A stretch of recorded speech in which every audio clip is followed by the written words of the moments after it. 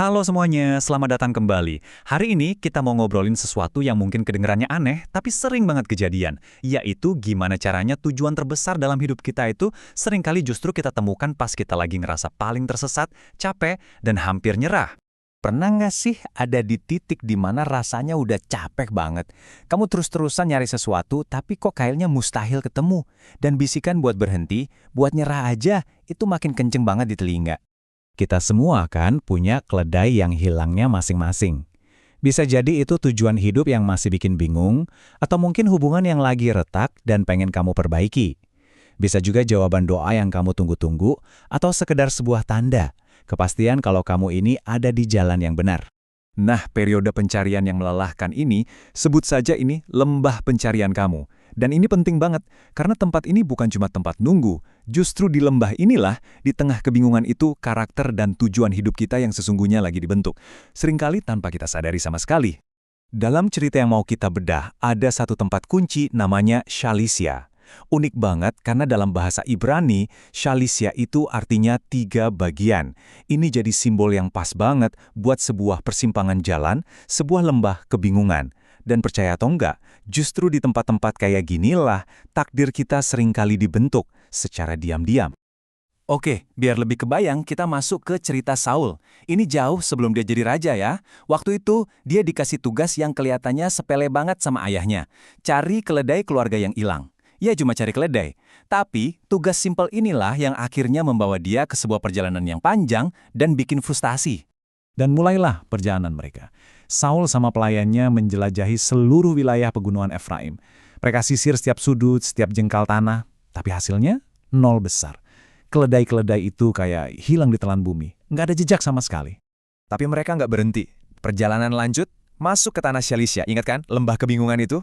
Selangkah demi selangkah harapan mereka pasti makin tipis. Dan hasilnya, sama aja.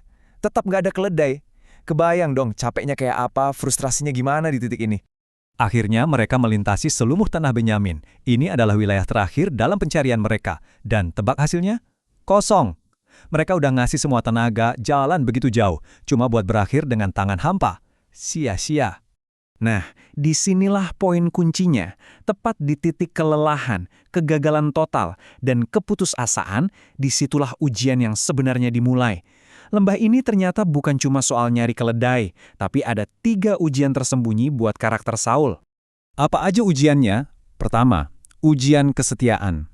Intinya, kamu bisa dipercaya nggak sih sama tugas yang kelihatannya kecil dan sepele? Kedua, ujian ketaatan. Kamu bakal terus jalan nggak waktu kamu sama sekali nggak ngelihat hasil? Dan yang ketiga, ujian kepercayaan. Pas lagi ngerasa paling tersesat, kamu mau dengerin bimbingan orang lain nggak? Ini dia inti dari ujian yang pertama.